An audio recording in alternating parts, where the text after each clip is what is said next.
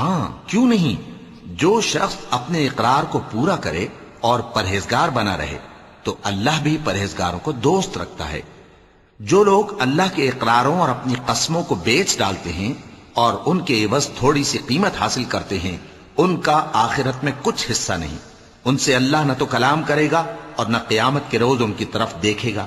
اور نہ ان کو پاک کرے گا، اور ان کو دکھ دینے والا عذاب ہوگا۔ اور ان اہل کتاب میں بعض ایسے ہیں کہ کتاب یعنی تورات کو زبان مروڑ مروڑ کر پڑھتے ہیں تاکہ تم سمجھو کہ جو کچھ وہ پڑھتے ہیں کتاب میں سے ہے، حالانکہ وہ کتاب میں سے نہیں ہوتا، اور کہتے ہیں کہ وہ اللہ کی طرف سے نازل ہوا ہے، حالانکہ وہ اللہ کی طرف سے نہیں ہوتا،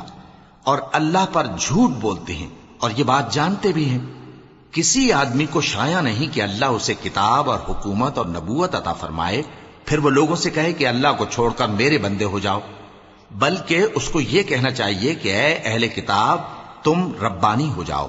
کیونکہ تم کتاب کی تعلیم بھی دیتے ہو اور کیونکہ پڑھتے پڑھاتے رہتے ہو۔ اور اس کو یہ بھی نہیں کہنا چاہیے کہ تم فرشتوں اور پیغمبروں کو معبود بنا لو۔